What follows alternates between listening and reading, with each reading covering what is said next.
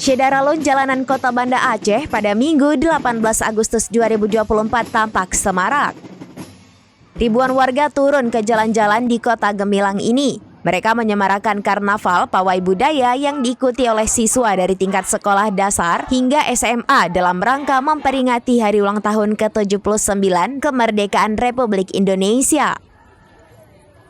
Warga yang hadir penuhi pinggir jalan yang dilewati peserta pawai dari Taman Ratu Safiatuddin, Simpang PDAM Tirta Daroy, dan kantor Gubernur Aceh. Selanjutnya putar arah di depan kantor BKKBN, lintas BMA, RSUD ZA, dan Simpang Jambotape. Kemudian putar arah lintasan Jalan Daud Bereh menuju Masjid Oman dan kembali ke Taman Ratu Safiatuddin. Seluruh warga yang hadir tampak bergembira, bertepuk tangan saat para peserta karnaval melintasi. Yang ditunggu-tunggu warga dalam festival ini adalah puluhan peserta karnaval dengan penampilan berbeda.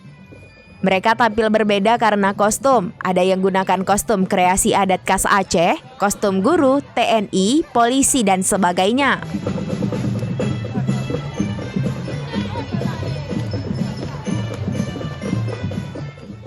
Kostum tersebut sudah mereka siapkan khusus untuk ikut pawai karnaval tersebut.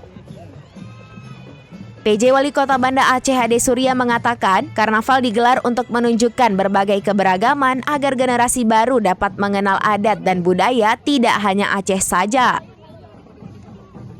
Rute karnaval budaya kali ini berbeda dengan sebelumnya yang selalu diselenggarakan di lapangan Blang Padang. Menurut Ade, hal itu untuk memperkenalkan hal baru bagi anak-anak Aceh, bahwa Banda Aceh tak hanya terkenal dengan Blang Padang, namun juga Taman Ratu Safiatuddin.